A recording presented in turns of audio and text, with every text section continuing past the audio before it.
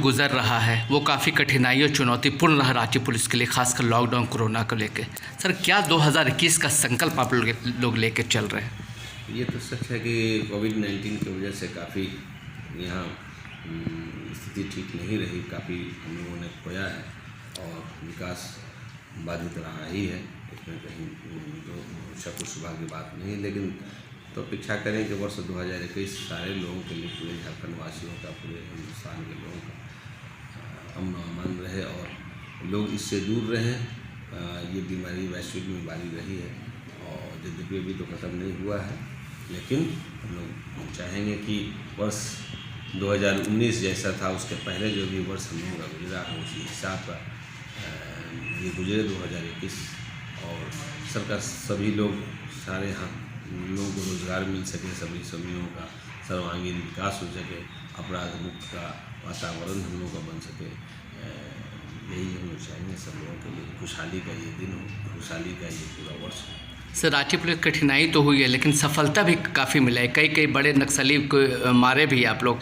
क्या कहेंगे, कितनी टीम वर्क का नतीजा है ये जो बड़ी कामयाबी मिली? बिल्कुल, सीनियर एसपी साहब के नेतृत्व में जो टीम यहाँ गठित हो गई है, खासतौर से इसमें हमारे आदरणीय डीजी साहब का पहली नज़र रहती है, डीआईजी रेंज का रहता है, जोनल आईजी साहब का रहता है, हमेशा फीडबैक हम लोगों को मिलता रहता है।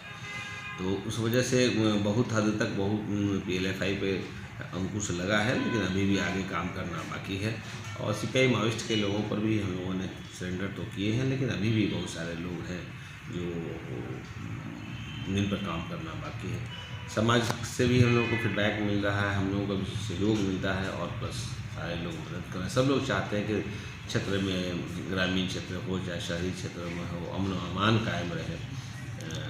आगे भी कभी वर्ष में भी हम लोग इस ढंग का उपलब्धियाँ रहेंगी और लोग सरकार का जो लाभ है, जो योजनाएं हैं, उससे हम लोग आपके माध्यम से हम कोशिश करेंगे, लोगों का अनुरोध करेंगे कि जो लोग समाज के जो पथ से विचलित हो गए हैं वो मुख्य धारा में आए और नई दिशाएं जो सरकार की योजना चल रही है उसका भरपूर फ़ायदा उठाएं और अपने परिवार, बच्चों और समाज के साथ रहें। ये ज़िंदगी क्षणभंगुर है, कब कहाँ किसके साथ क्या हो, लेकिन जब भी रहें तो जंगल में नहीं बल्कि गांव में रहें, शहर में रहें, आबादी में रहें, अपने परिवार, अपने लोगों के साथ में रहें। हम ये चाहें।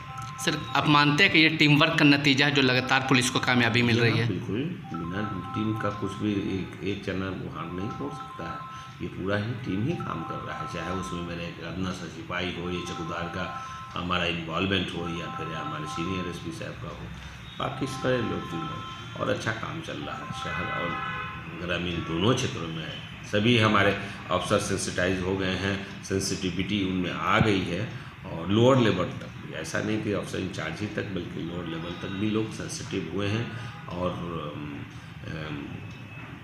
पीपल फ्रेंडली पुलिसिंग की जो बात पहले ही आई है उसको हम लोग चरितार्थ करने का कोशिश कर रहे हैं।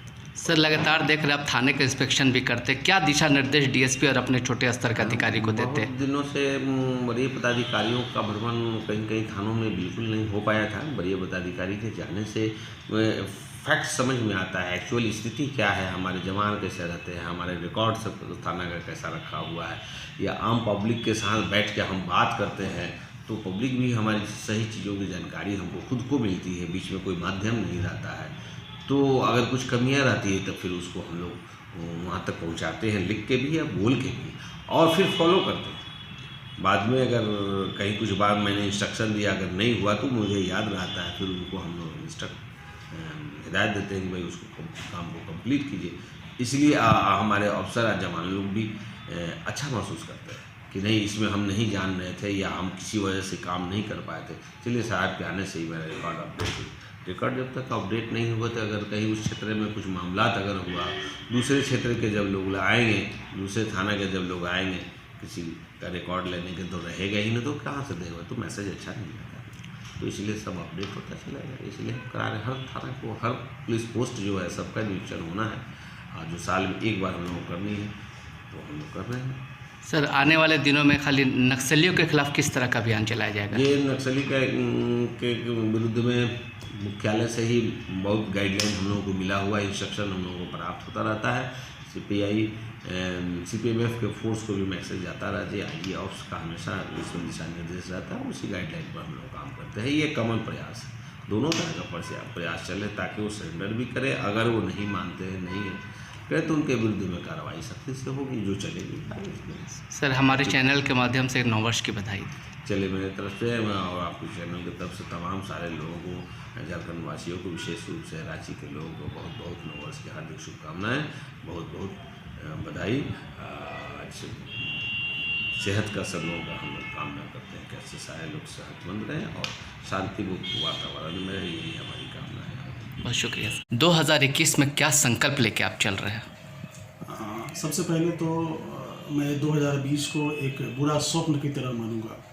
क्योंकि एक सारी संपूर्ण विश्व एक जिस महामारी से गुजर के आज हम लोग आज इस मुकाम पर खड़े हैं, वो हमारी और हमारे देशवासियों की इच्छा शक्ति एवं दृढ़ता का परिचायक है।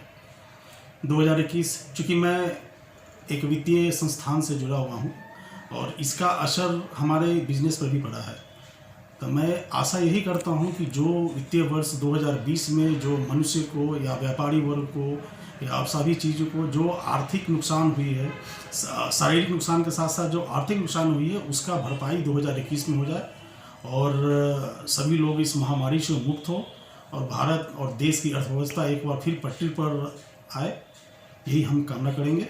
और इस बात की हमें ये पूरी उम्मीद है कि सारे व्यापारी वर्ग, इंडस्ट्री वगैरह जितने भी सब जो बैठ गए हैं, सब इस बार धीरे धीरे वो लोग लाइन पर आ रहे हैं। ऑटोमोबाइल सेक्टर है, MSME सेक्टर है, ये जितने सेक्टर्स हैं ये धीरे धीरे ये लोग इम्प्रूवमेंट की ओर बढ़ रहे हैं। 2021 में हमारी पूरी दिली इच्छा और ये कामना है कि इंडस्ट्री का ग्रोथ हो, फाइनेंशियल सेक्टर का ग्रोथ हो, लोग महामारी से मुक्त हो और देश में एक बार फिर खुशहाली हो। अपने तरफ से बधाई दे दी नए साल की। नए वर्ष पर मैं समस्त अपने ग्राहक एवं सारे स्टाफ और सारे देश व प्रदेशवासियों को यूनियन बैंक कांटाटोली शाखा की ओर से मैं नव वर्ष की अग्रिम बधाई देता हूँ। 2021 संकल्प आपका क्या है? देखिए, निश्चित तौर पर 2020 तो परेशानियों का रहा पूरे विश्व के लिए, एक एक मानव जाति के लिए, मगर इसी समय में एक बहुत ही अच्छी चीज़ दिखी कि पूरे देश में और हमारे इस प्रांत में मानवता जो होती है वो चीज़ सामने दिखाई पड़ा। सामाजिक संगठन हो, धार्मिक संगठन हो, हमारी पार्टी लगातार पूरे भारतवर्ष में सोनिया गांधी के निर्देशानुसार इस लॉकडाउन के कार्यकाल में लोगों की सेवा के लिए गुजरी है। इसलिए परेशानी ना बोलते हुए हमें लगता है कि कांग्रेस पार्टी का जो धर्म बनता है, कांग्रेस पार्टी का जो उद्देश्य और ऑब्जेक्ट है कि मानव की सेवा करना, लोगों की मदद करना, उनकी समस्याओं को समाधान करना, तो उसमें कांग्रेस पार्टी पूरे भारत में कार्य की और मुझे लगता है कि ये एक अच्छा था कि काम करने का मौका लोगों के बीच में मुझे मिला। मगर संघर्ष ये रहा कि देश के नौजवानों की नौकरियां चली गई, मजदूर पैदल चलना पड़ा हजारों हजार किलोमीटर, व्यवसाय बिल्कुल मृत प्राय टाइप का हो गई है और अभी भी हम लोग उससे उभरे नहीं हैं। तो ये संघर्ष विशेषकर इस देश के नौजवानों के लिए बड़ा ही टफ रहा। आने वाले समय में मैं इस प्रांत की बात करता हूँ कि हमारी गठबंधन की सरकार है और नए वर्ष में सबसे पहले मैं शुभकामनाएं दूंगा और ईश्वर से ये प्रार्थना जरूर करूंगा कि ईश्वर सारे लोगों पर अपना आशीर्वाद बनाए रखे और लोगों की हर समस्याओं का समाधान हो, लोग खुशी खुशी अपना जीवन यापन करें, अपने परिवार के साथ रहें और उनकी जो सोच है या जिस चीज़ पर वो कार्य कर रहे हैं वो सफल हो।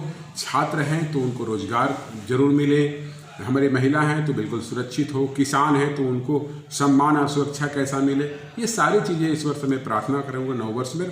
और दूसरी बात मैं ये बोलूँगा कि ये वर्ष निश्चित तौर पर बड़ा ही उमंग के साथ एक अच्छे एनर्जेटिक इंसान की तरह पूरे राज्य के सारे लोग अपने अपने कार्यों पे लगे, ईश्वर उनकी इच्छा जरूर पूर्ण करेगी, यही मैं आज के दिन ये प्रार्थना करूँगा, शुभकामनाएं और बधाई दूँगा। बीजेपी जो लगातार महागठबंधन पर प्रहार कर रही है, कभी हेमंत सोरेन पर प्रहार कर रही है, बीजेपी के पास क्या क्या मुद्दा नहीं रहा जो आरोप प्रत्यारोप का दौर लगा रही है बीजेपी? देखिए, भारतीय जनता पार्टी मैं बोलूँ तो स्वप्न पार्टी हो गई और काल्पनिक दुनिया की बातें करने वाली पार्टी हो गई है, जिनके नेता मन की बातें करते हैं मगर जन की बातें नहीं सुनते हैं। लोग कितने कष्ट में हैं, नौजवानों को रोजगार नहीं मिल रहा, अब प्राइवेटेशन से देश की संपत्ति को बेचना चालू कर दिया। चाहे वो एयरपोर्ट हो या फिर रेलवे हो, ऑयल कंपनियां हो, अदर्स सारे कुछ, BSNL हो, तो ऐसे देश को नुकसान होगा। मगर भाजपा का मुझे ये समझ में नहीं आता, एक आम आदमी की तरह अगर आम आदमी भी अगर सोच रहे हैं तो उनको ये चिंतन मनन जरूर करना चाहिए कि लॉजिकली कुछ बात को रखें, काल्पनिक दुनिया से बाहर आए और स्वप्न में कार्य करना बंद करें। इनके नेताओं को मैं ये 9 वर्ष में शुभकामनाएं देते हुए इस बात को जरूर करूँगा कि काल्पनिक दुनिया से बाहर आए भारतीय जनता पार्टी के नेता। बीजेपी बार बार कह रही है कि हम सरकार गिरा देंगे, कांग्रेस के 4 विधायक बीजेपी के संपर्क में हैं। मैं तो बोला ये ऐसे व्यवसायी है कि पूरे देश को बेचने निकल पड़ रहे हैं मोदी जी के नेतृत्व में। देश कहाँ जाएगा, देश के लोग कहाँ जाएंगे, ये जानना चाहती है देश की जनता इनके मुख से। अब बताइए, लोकतंत्र में जनता जब चुनकर बेचती है तो लोकतंत्र का आप मखौल उड़ाते हैं, आप जनप्रतिनिधियों को खरीदने की बात करते हैं, आप खरीद कर अपने पार्टी में मिलाने की बात करते हैं। तो जिस पार्टी को, जिसके नेता को लोकतंत्र पे विश्वास नहीं, संविधान पे विश्वास नहीं, जिससे देश चलता है, उस चीज को ये कमजोर करने की साजिश कर रही है। और एक व्यक्ति RSS मनुवादी की जो सोच है, जो विचारधारा है, जो कार्यशैली है, उनको ये लागू करना चाहती है। इतने बड़े देश में ये नहीं होने वाला है।